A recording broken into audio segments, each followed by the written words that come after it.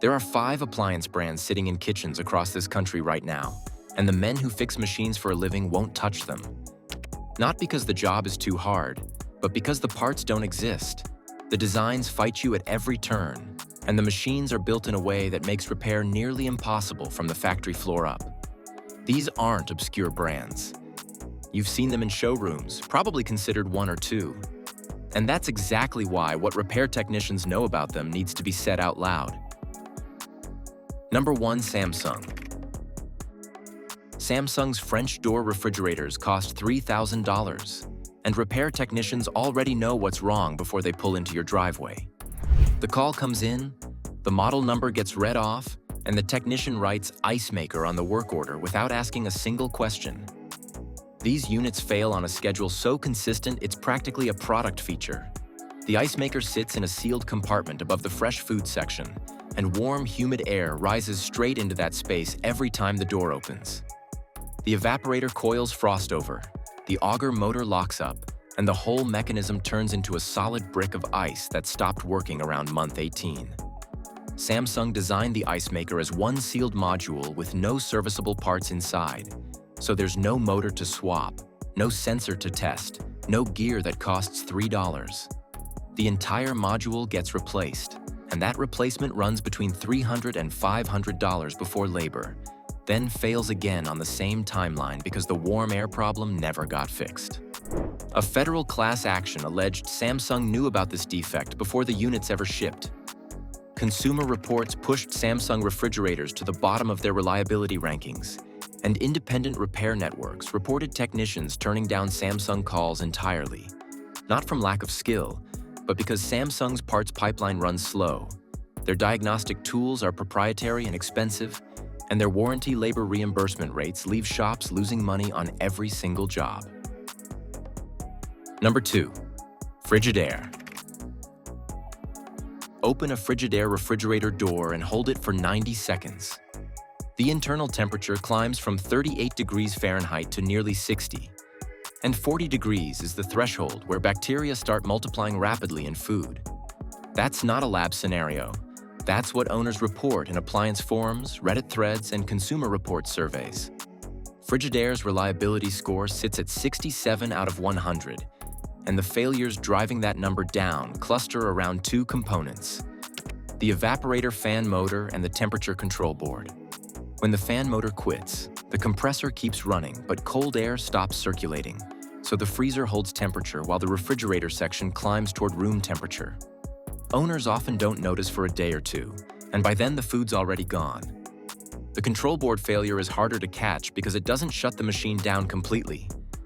Instead, the board cycles the compressor incorrectly, running it too short or too long, so the internal temperature swings just above and below the safe threshold. The display reads 38 degrees. The board's lying, and the actual average temperature over a full day runs higher than that number suggests.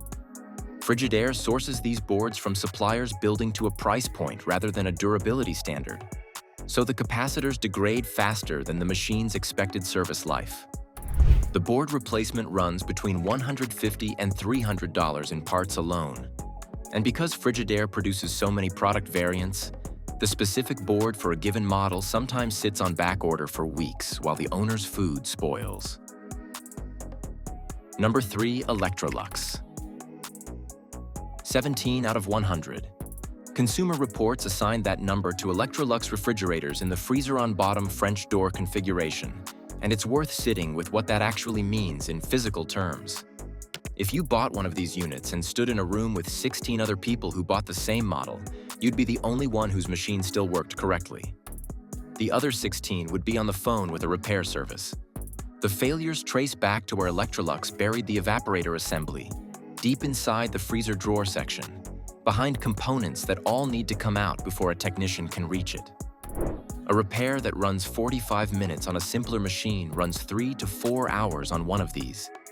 So a $200 job becomes a $500 job.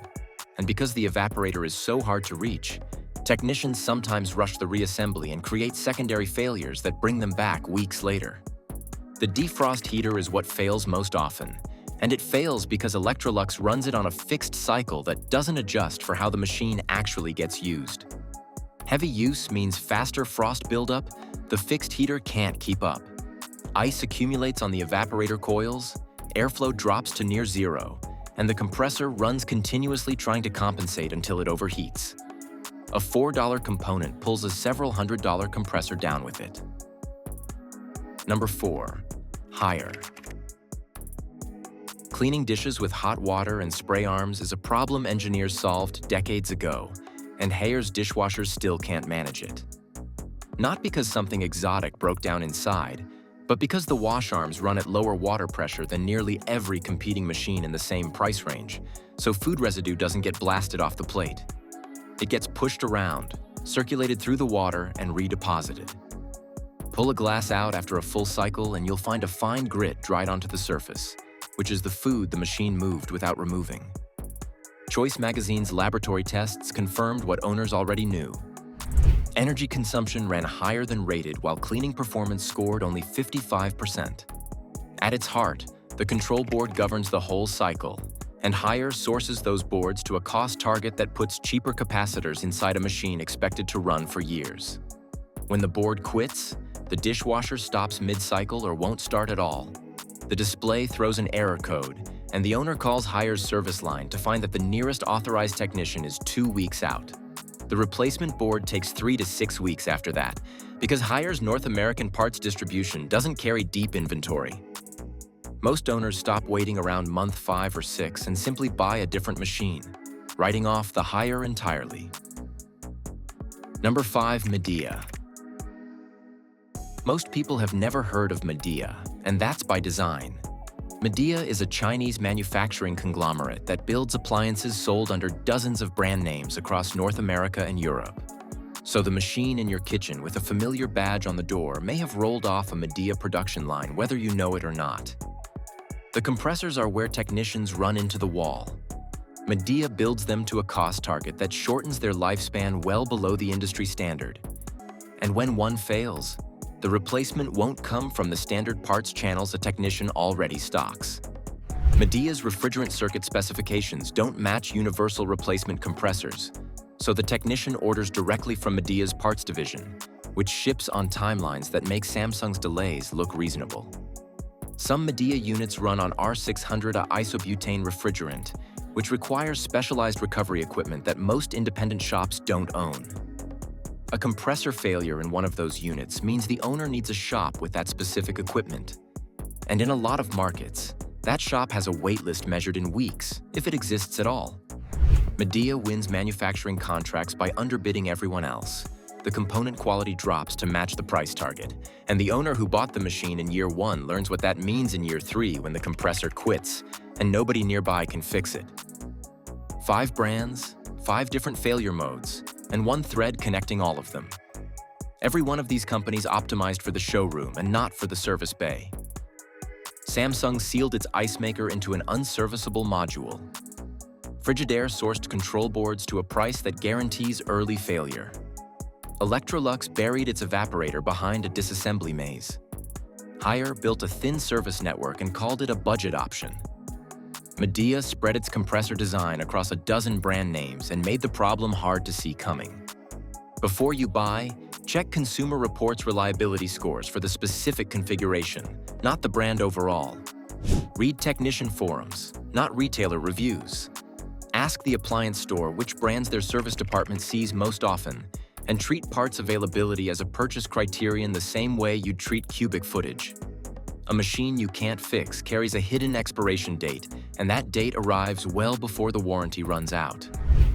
The Repairman's Blacklist exists because the people fixing these machines every day learned something the showroom floor won't tell you. The answer to whether your appliance can be repaired is already written in the engineering decisions made before it ever left the factory.